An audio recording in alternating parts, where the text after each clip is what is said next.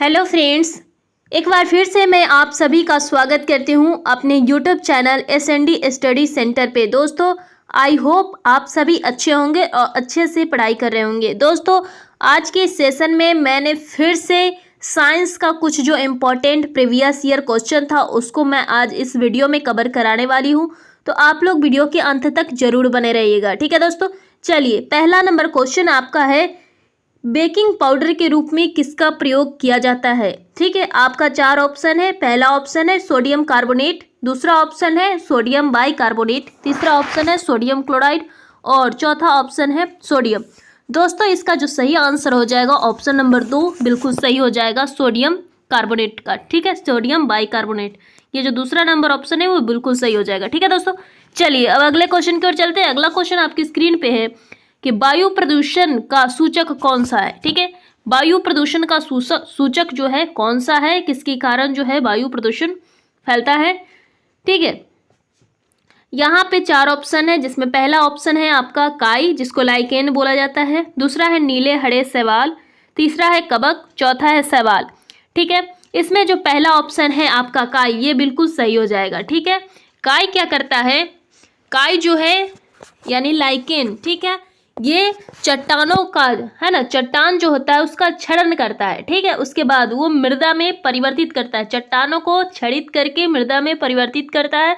उसके बाद जब इसकी मृत्यु हो जाती है उसके, तो इनके थैलस विघटित हो जाता है, उसके बाद कार्बनिक पदार्थ बनते हैं। ठीक है, और जो इन चट्टानों के खनिज लवणों के साथ मिश्रित होकर मृदा बनाते हैं और उन पर जो कई प्रकार के पौधे उग जाते हैं। ठीक है, सल्फर डाइऑक्साइड की सूक्ष्म मात्रा इनमें वृद्धि हो जाती है। ठीक है, और उसी के कारण वायु प्रदूषण के अच्छे सूचक बन जाते हैं। कौन? काई। ठीक है दोस्तों, चलिए अब अगले क्वेश्चन देखते हैं। अगले क्वेश्चन आपकी स्क्रीन पे। ठीक है, अगला क्वेश्चन है आपका कि बादल के कण आकाश से पृथ्वी पर धीरे धीरे आते हैं। ठीक है, चार ऑप्शन है, जिसमें आपका पहला ऑप्शन है आकाश में धूल के कण के कारण, ठीक है, पृष्ठ तनाव के कारण, ये दूसरा ऑप्शन है, तीसरा ऑप्शन है पृथ्वी के गर्म होने के कारण और आपका चौथा ऑप्शन है हवा में संयंत्रता के कारण। ठीक है दोस्तों, यहाँ पे देखिए, यहाँ पे जो है पानी, यानी कि देखिए आकाश में जो धूल के कण है ना, यहाँ जो आपका आंसर हो जाएगा, ठीक है, क्या हो जाएगा, संयंत्रता। ठीक है, यानी कि ऑप्शन नंबर 4 जो है वो बिल्कुल आपका सही हो जाएगी कि हवा में संयंत्रता के कारण। ठीक है, यानी कि पानी के जो कई छोटे छोटे बूंद होते हैं वो बादल में बन जाते हैं। ठीक है, छोटे छोटे नन्ही नन्ही जो गोलाकार बूंद से क्या बनता है, बादल बनता है और वायु में है ना संयंत्रता होती है, यानी कि विस्कोसिटी होती है। ठीक है, जो तापमान बढ़ाने से घटित हो जाता है और तापमान घटने से बढ़ जाती है। ठीक है, गुरुत्व बल के कारण बादल की जो बूंदे जब नीचे गिरती है तो संयंत्रता प्रतिरोध करती है, फलतः जो बूंदे होती है वो नीचे गिरने की गति धीमी हो जाती है और संयंत्रता एक प्रकार का आंतरिक आणविक घर्षण है। ठीक है, ये आपको समझ में आ गया। चलिए अब अगला क्वेश्चन की ओर बढ़ते हैं। अगला क्वेश्चन जो है आपकी स्क्रीन पे कि क्लोरोफिल में कौन सा तत्व पाया जाता है। ठीक है, क्लोरोफिल में कौन सा तत्व पाया जाता है। आपके सामने चार ऑप्शन है, जिसमें से पहला ऑप्शन आपका है सोडियम, दूसरा ऑप्शन है नाइट्रोजन, तीसरा ऑप्शन है मैग्नीशियम और चौथा ऑप्शन है मैग्नीज। ठीक है दोस्तों, इसमें जो सही आंसर हो जाएगा वो आपका तीसरा ऑप्शन हो जाएगा मैग्नीशियम। ठीक है, यानी कि देखिए क्लोरोफिल को पर्णहरित भी बोला जाता है या इसको हरित लवक भी बोला जाता है। ठीक है, हिंदी में उसको पर्णहरित या हरित लवक बोला जाता है। ठीक है, एक प्रोटीन युक्त जटिल रासायनिक यौगिक है। ये जो है क्लोरोफिल, ये प्रोटीन युक्त है और जटिल रासायनिक यौगिक है, जो क्या करता है, पत्ते के हरे रंग का कारण बनता है और ये प्रकाश संश्लेषण का मुख्य वर्णक होता है। ठीक है, क्लोरोफिल में जो है 2.6% जो है मैग्नीशियम होता है। ये जो मैग्नीशियम का जो प्रतिशत है 2.6% है। ठीक है, 2.6% जो है मैग्नीशियम क्लोरोफिल में पाया जाता है। ठीक है दोस्तों, चलिए अब अगले क्वेश्चन की ओर बढ़ते हैं। अगला क्वेश्चन आपकी स्क्रीन पे मेंटल ऑफ होप है, इनमें से क्या, मतलब जो चार ऑप्शन दिए गए हैं इन चारों ऑप्शन में से मेंटल ऑफ होप क्या है, किसको बोला जाता है मेंटल ऑफ होप। ठीक है दोस्तों, चलिए इसका जो आंसर होगा ऑप्शन नंबर ए हो जाएगा आपका इसका आंसर, मेटल ऑफ होप। ठीक है, मेटल ऑफ होप का आंसर जो है यूरेनियम हो जाएगा। यानी कि यूरेनियम को आशा का धातु भी कहा जाता है, यानी मेटल ऑफ होप कहा जाता है। ठीक है, क्या कहा जाता है? Metal of hope. ठीक है, मेटल ऑफ होप यानी कि आशा की धातु। ठीक है, आशा की धातु। आशा की धातु जो है किसको कहा जाता है? यूरेनियम को कहा जाता है। ठीक है, प्लूटोनियम को भय, यानी कि ये जो प्लूटोनियम है, प्लूटोनियम को भय का धातु कहा जाता है। ठीक है, फियर, मेटल ऑफ फियर, इसको बोला जाता है मेटल, है ना, metal of fear. Metal of fear बोला जाता है किसको? प्लूटोनियम को। ठीक है, और रेडियम को जीवन रक्षक धातु बोला जाता है। ये जो रेडियम है, रेडियम को जीवन रक्षक धातु बोला जाता है। ठीक है, और पारा को, यानी कि पारा को बोला जाता है तीव्र चांदी। ठीक है, तीव्र चांदी को बोला जाता है पारा को। ठीक है, इतना आप समझ में गए। चलिए अब अगला क्वेश्चन की ओर बढ़ते हैं। अगला क्वेश्चन आपके स्क्रीन पे कि प्रकाश की गति अधिकतम होती है, यानी कि 4 ऑप्शन दिए हुए हैं। 4 ऑप्शन में किसमें जो है सबसे ज़्यादा प्रकाश की गति होती है, यानी सबसे अधिकतम गति किसमें होता है? पहला ऑप्शन है आपका तारपीन के तेल में, दूसरा ऑप्शन है कांच में, तीसरा ऑप्शन है नायलॉन में और चौथा ऑप्शन है जल में। यानी कि इन सभी में आपका जो सही उत्तर हो जाएगा क्या होगा? यहाँ पे इसमें जो है चौथा नंबर ऑप्शन आपको है जल में। इसमें सबसे अधिक जो है प्रकाश की गति होती है। ठीक है, प्रकाश की जो होती है एक भौतिक नियतांक होता है। ठीक है, एक जो है फिजिक्स कांस्टेंट होता है जिसको सी से निरूपित करते हैं। ठीक है, यानी कि एक कांस्टेंट होता है जिसको सी से क्या करते हैं? निरूपित करते हैं। और जल में जो है प्रकाश की चाल कितना होता है? जल में अगर प्रकाश की चाल कहे तो 2,25,000 होता है। ठीक है, 2,25,000 जो है किलोमीटर पर सेकेंड। क्या है? किलोमीटर पर सेकेंड। किलोमीटर पर सेकेंड जो है वो जल में है प्रकाश की गति होती है। ठीक है, और निर्वात में कितना होता है? निर्वात में जो होता है 3 लाख, निर्वात में जो है 3 लाख किलोमीटर पर सेकेंड होता है। निर्वात में 3 लाख किलोमीटर पर सेकेंड होता है। ठीक है, इतना बात आप समझ गए। चलिए अब अगले क्वेश्चन की ओर चलते हैं। अगला क्वेश्चन आपके स्क्रीन पे कि प्लाज्मा का मुख्य तत्व क्या है? 4 ऑप्शन है। पहला जल, दूसरा प्रोटीन, तीसरा नमक, चौथा ग्लूकोज। ठीक है, प्लाज्मा का मुख्य तत्व क्या है? इसमें जो पहला नंबर ऑप्शन है आपका जल। ठीक है, ये आपका सही आंसर हो जाएगा। प्लाज्मा का मुख्य तत्व क्या है? जल है। ठीक है, यानी कि यहाँ देखिए रक्त जो प्लाज्मा, ये पीले रंग का तरल घटक है। कैसा है? ये पीले रंग का होता है। ठीक है, येलो कलर का होता है, तरल घटक होता है, येलो कलर का तरल घटक होता है। इसमें क्या होता है? पूर्ण रक्त की रक्त कोशिकाएं समान रूप से निलंबित रहती है। ठीक है, और ये पूरा जितना रक्त होता है, कुल रक्त का 55% तक ये जो जल होता है 55% तक यानी कि प्लाज्मा होता है। ठीक है, 55% प्लाज्मा होता है जितना भी रक्त बॉडी में है। ठीक है, इसका जो अधिकतर जो अंश है जल होता है। 55% में जो अधिकतर जो अंश होता है जल होता है, और इनमें प्रोटीन, शर्करा, खनिज, आयन, ठीक है, हार्मोन और कार्बन डाइऑक्साइड, इस सभी मिले होते हैं प्लाज्मा में। प्लाज्मा में जो है क्या क्या रहता है? प्रोटीन रहता है, शर्करा रहता है, खनिज, आयन, हार्मोन और कार्बन डाइऑक्साइड, ये सभी मिले हुए होते हैं। ठीक है दोस्तों, चलिए अब अगले क्वेश्चन की ओर चलते हैं। अगला क्वेश्चन आपकी स्क्रीन पे, अगला क्वेश्चन है आपका कि विद्युत अलार्म में मुख्यतः कौन सा सेल प्रयोग होता है? ठीक है, विद्युत अलार्म में क्या कौन सा जो सेल है वो प्रयुक्त किया जाता है? पहला ऑप्शन है आपका डेनियल सेल, दूसरा ऑप्शन है लेक्लांची सेल, तीसरा ऑप्शन है आपका वोल्टाई सेल और चौथा ऑप्शन है शुष्क सेल। ठीक है दोस्तों, इसमें जो सही आंसर हो जाएगा आपका तीसरा नंबर ऑप्शन है वोल्टाई सेल, ये बिल्कुल सही हो जाएगा। ठीक है दोस्तों, चलिए अब अगले क्वेश्चन की ओर चलते हैं। अगला क्वेश्चन आपके स्क्रीन पे कि तारपीन का तेल निकाला जाता है, का मतलब कैसे निकाला जाता है, कहाँ से निकाला जाता है तारपीन का तेल?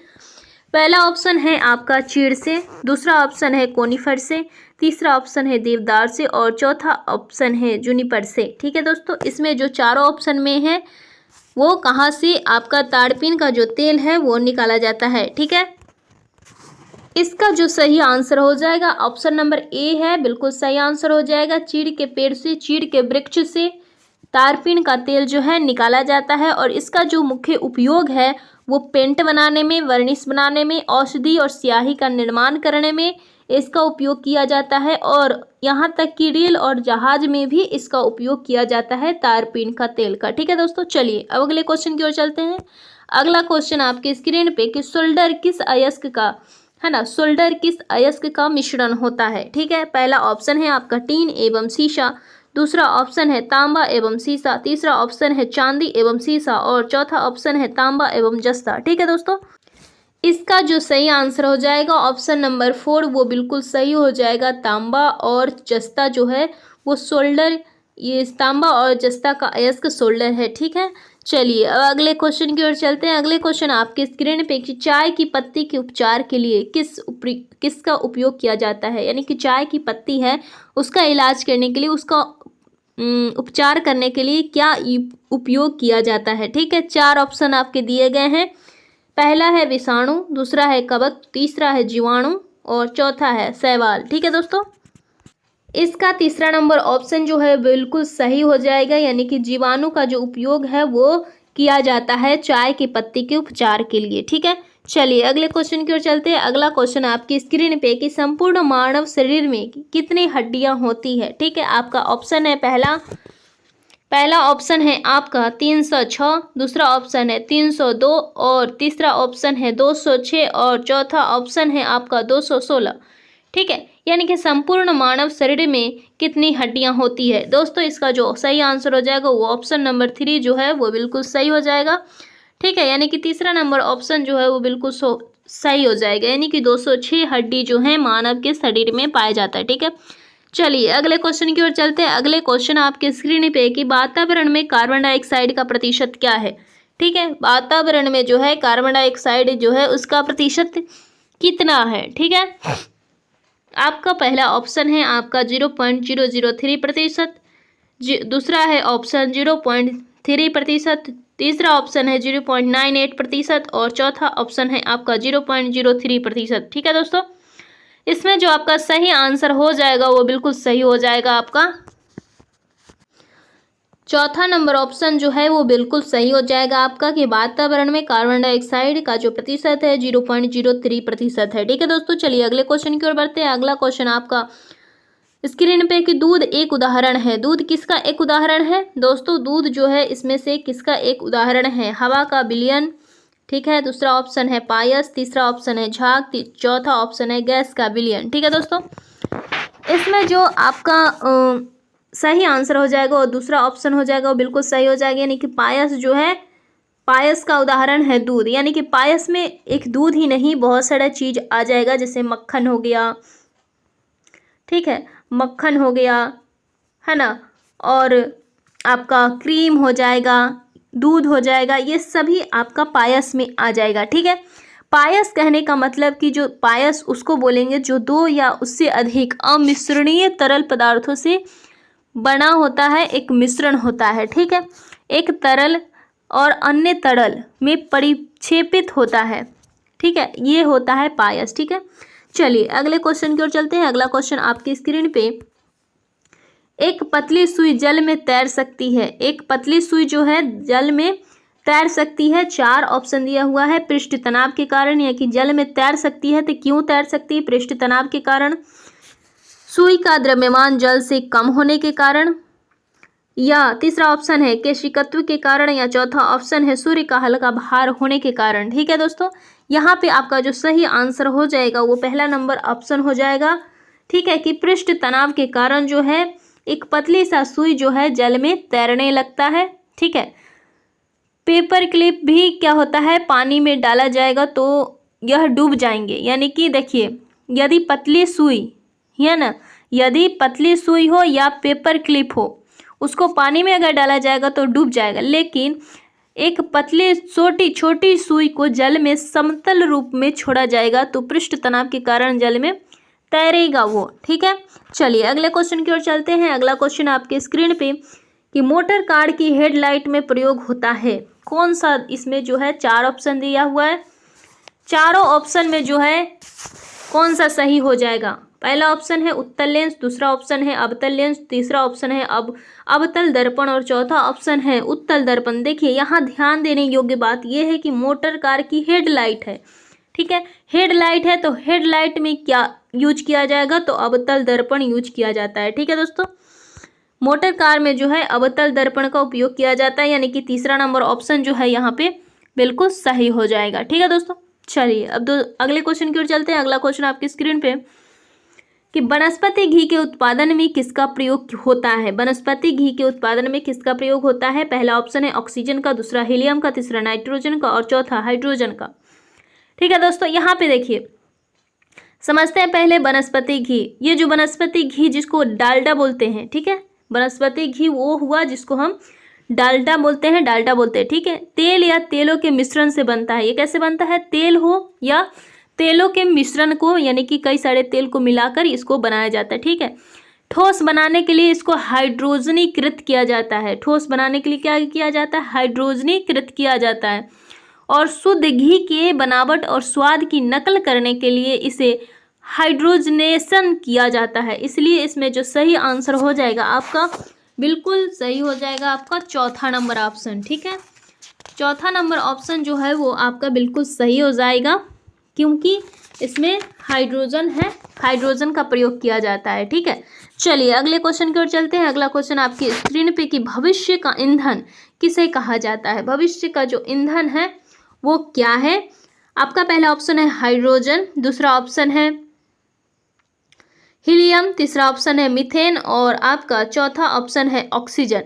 ठीक है, यानी कि इनमें से कौन सा ऐसा है जिसको हम भविष्य का ईंधन कहेंगे। ठीक है दोस्तों, इसमें पहला ऑप्शन ही सही हो जाएगा, यानी हाइड्रोजन को भविष्य का ईंधन कहते हैं। ठीक है, चलिए अगले क्वेश्चन की ओर चलते हैं। अगला क्वेश्चन आपके स्क्रीन पे कि मानव शरीर में गुणसूत्रों के कितने जोड़े पाए जाते हैं। मानव शरीर में जो गुणसूत्र होते हैं वो कितने जोड़े पाए जाते हैं। तो इसमें 4 ऑप्शन है, जिसमें से आपका चौथा ऑप्शन जो है बिल्कुल सही हो जाएगा कि 23 है ना, पेयर जो है वो मानव शरीर में गुणसूत्र होते हैं, यानी 23 कहें, और यानी कि 46 गो जो गुणसूत्र होता है मानव के शरीर में होता है और 23 पेयर रहते हैं। ठीक है, ये जोड़ा में रहता है। ठीक है, चलिए निम्नलिखित में से किसका उपयोग लेड पेंसिल बनाने में किया जाता है। इसका जो सही ऑप्शन हो जाएगा आपका दूसरा नंबर ऑप्शन हो जाएगा ग्रेफाइट।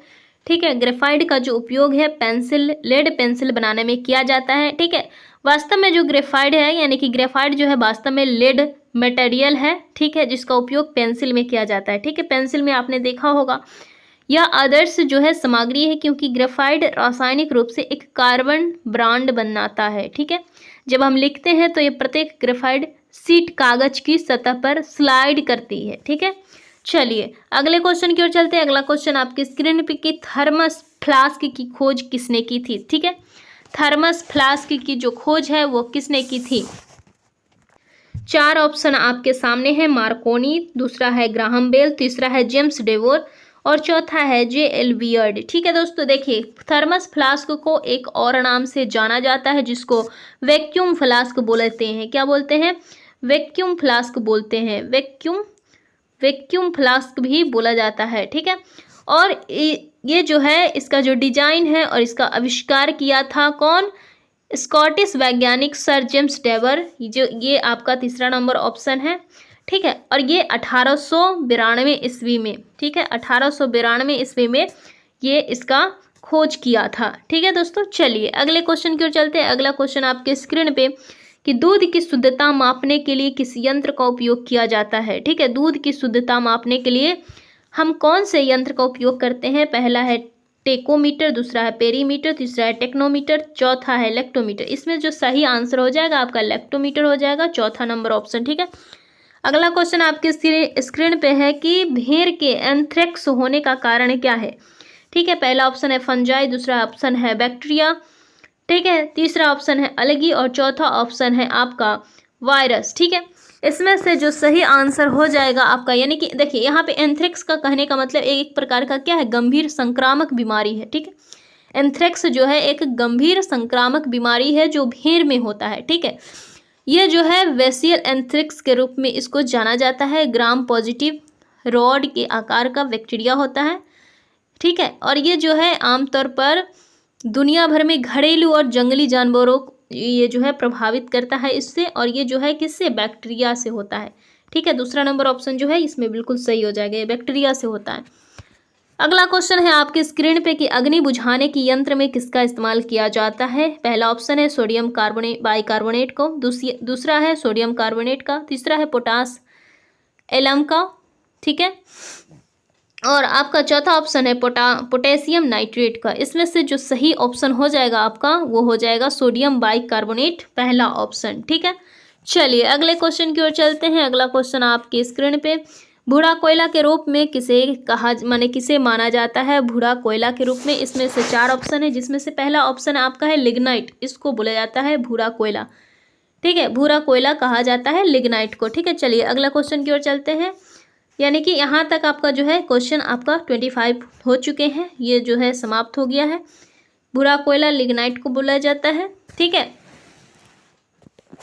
एक नरम भूरी दहनशील तलछटी चट्टान है जो प्रकृति रूप से संपीड़ित पांस से बनती है। ठीक है, ये जो भूरा कोयला है लिग्नाइट। ठीक है दोस्तों, आई होप आपको ये वीडियो अच्छी लगी हो। अगर आपको ये वीडियो अच्छी लगी हो तो एक लाइक ज़रूर कीजिएगा। कैसा लगा वीडियो कमेंट में ज़रूर बताइएगा। ठीक है, अगर मेरे चैनल पे आप नए विजिट किए हो तो मेरे चैनल को सब्सक्राइब कर बेल आइकन को प्रेस जरूर कीजिएगा। धन्यवाद दोस्तों।